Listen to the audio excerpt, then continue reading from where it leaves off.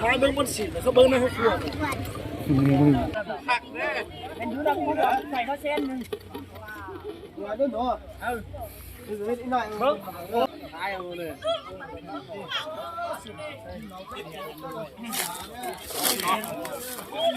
มีอยู่3จุเนาะมื้อนี้เนาะสบายดีทุกท่านทุกคนเนาะที่เข้ามาชม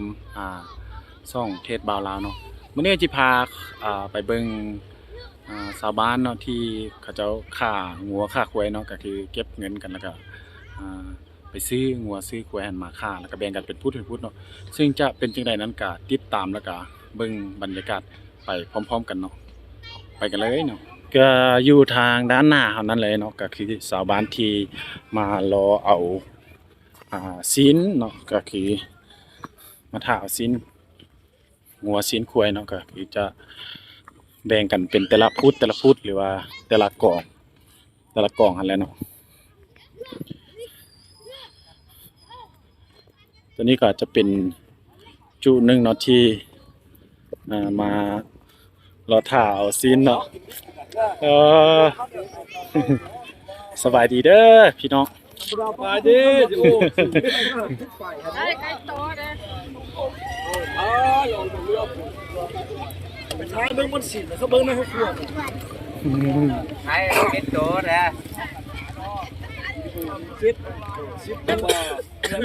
กูคือเบิ้งเล็กหน่อยกูเคลื่อนมาเลยนี่ก็จะปั่นกันเป็นพุทธแต่ละพุทธเนาะตัวนี้เนาะคือศีลงัวอันนี้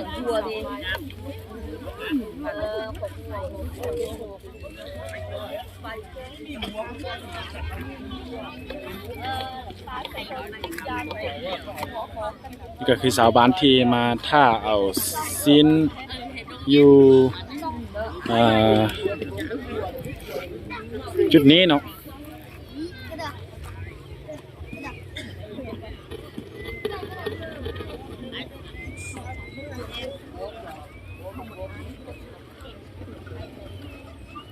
เป็นขัวอู้เนาะทางด้านเทิงนั้นก็จะใช้สัญจรไปมาเนาะก็คือใช้ได้เฉพาะแต่รถจักรเนาะแต่ว่ารถใหญ่ก็ข้ามน้ำนี่เลยเนาะข้ามน้ำงานนี่เลยเนาะ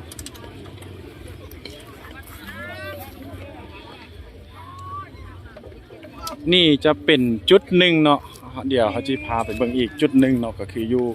ฟากน้ำงาฟากนั้นเนาะอยู่ฟากนั้นเลยเนาะเราจะพาไปเบิ่งเลยเนาะอยู่คุณก็มีอีกจุดหนึ่งเนาะที่ข้างัวข้าควายคือกันเนาะอยู่คุณก็คือว่าจะมีอยู่3-4จุดเนาะในมื้อนี้ก็คือวันที่5เนาะเดือน3ปี2023เนาะที่เป็นบุญบ้านหรือว่าบุญเดือน4ของไทยเรือเนาะเราจะพาข้ามน้ำไปฟากนั้นเนาะ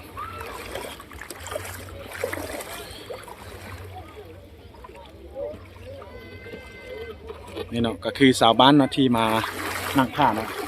เดี๋ยวจีพาชมเบิ้งการฆ่าสัตว์เนาะมื้อนี้เนาะก็คือเขาจะเก็บเงินกันเนาะคือที่เอาเว้าอะไรเนาะเก็บเงินกันแล้วก็ครบตามจำนวน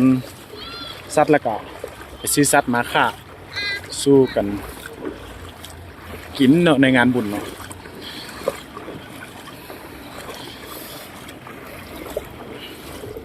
ที่ก็อาจจะเป็นอีกจุดหนึ่งเนาะตอนนี้เนาะ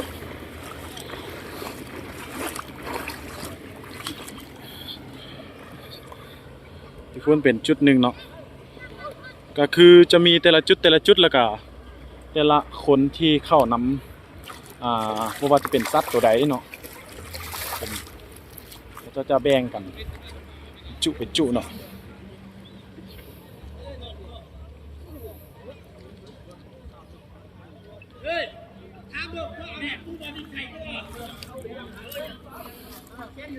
ที่มีอีกจุหนึ่งเนาะ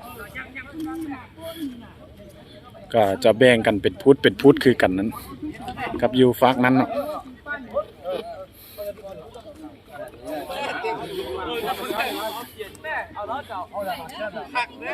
เป็นยูดังคนใส่เขาเส้นหนึ่งมาด้วยหนู อีหน่อยเบิ้งสวยเด้อสวยปัน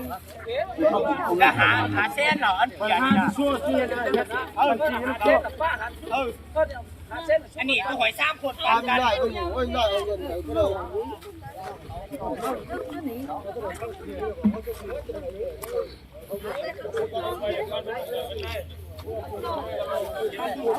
ตัวนี้ผู้คนบ่ค่อยหลายปานใดเนาะก็คือน่าจะเป็น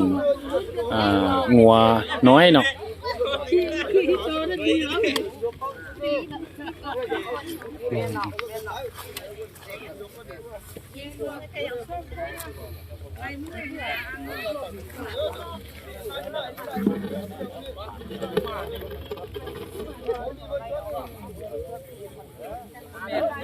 นี่ก็คือแบ่งน้ำเพียกันเนาะตัวนี้มีน้ำเพียกันโอ้ยอันนี้มัน30 ลิตรไปเนาะโอ้30 ลิตรนะถือว่าสมควรเด้อพี่น้องเด้อนี่นะ30 ลิตรคุยไปเนาะโอ้อยู่พุ่นมีอีกจุดนึงเนาะโอ้เดี๋ยวจังหน่อยมื้อท้ายครับ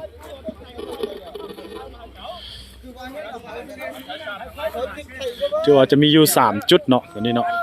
นี่จุดหนึ่งแล้วก็อยู่ด้านถึงอีกจุดหนึ่งเนาะคือเดี๋ยวเขาจีพาเมื่อสมเบิงอยู่อีกพุ่นอีกจุดหนึ่งเนาะก็คือหลายจุดขนาดเนาะเดี๋ยวจีพาสมอยู่ด้านถึงพุ่นก็คือข่าขวยเนาะอยู่พุ่นเนาะข่าขวยอยู่จุดลุ่มนี้จะข่างัวเนาะก็คือ3ตัวเนาะสำหรับมื้อนี้ก็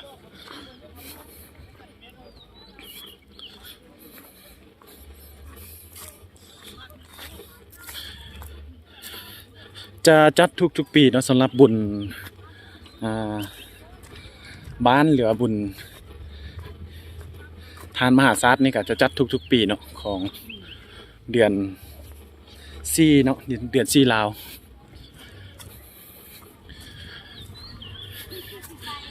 อยู่พี่มีจุดหนึ่งเนาะก็คือจุดหนึ่งคือข่าขวยหน่อยพี่เนาะ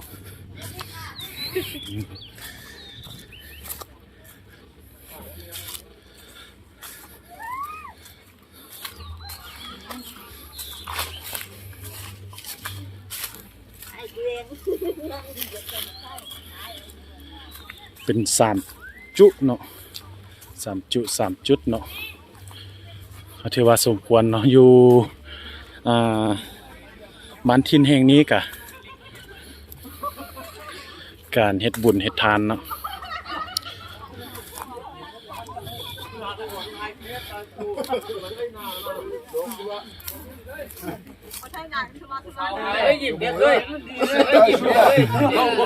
ชาวบ้านมารถผ้าเอา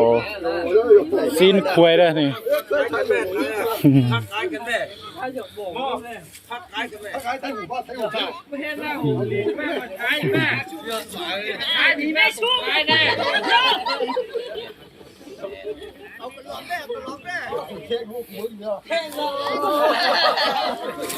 นี่ก็แบ่งกัน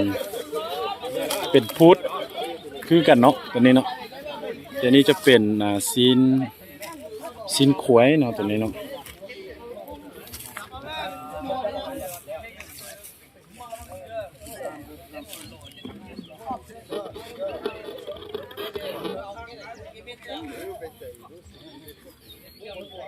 สีเขียวๆนี่ก็จะเป็นส่วนยาแดงนะพี่น้อง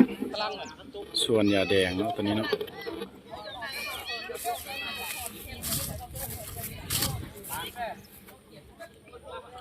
งามหลายเนาะสำหรับส่วนยาแดงก่อนติดกับส่วนยาแดงเลย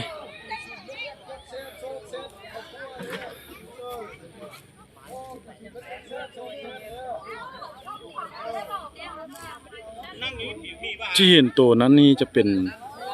เต่ายาเนาะเต่ายาแดง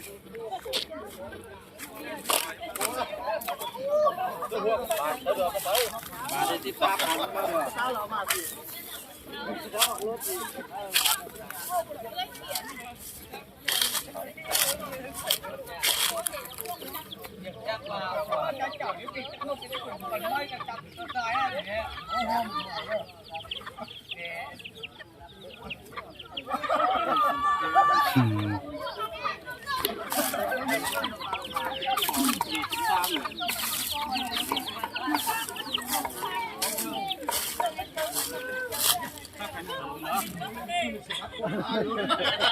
คุณมือเราผมเนี่ยเขาจะพวกข้าจะชู้ๆเหรอครับตายเอาเลย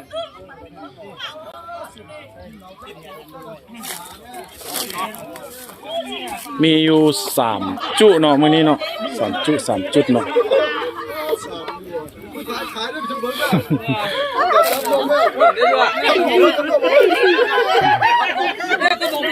มาก นี่คือสาวบ้านที่มานั่งท่าเอาซีนเด้อพี่น้องเด้อ nhưng mà mình đái đưa mình giảm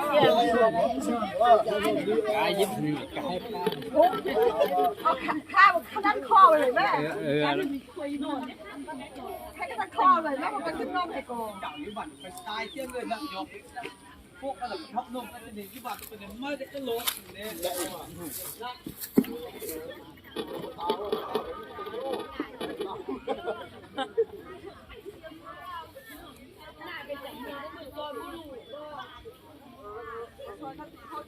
นี่ก็คือผู้คนเนาะที่มาท่าเอาซีนเนาะก็คือมารอท่าเนาะจะยังแบ่งพูดอยู่เนาะ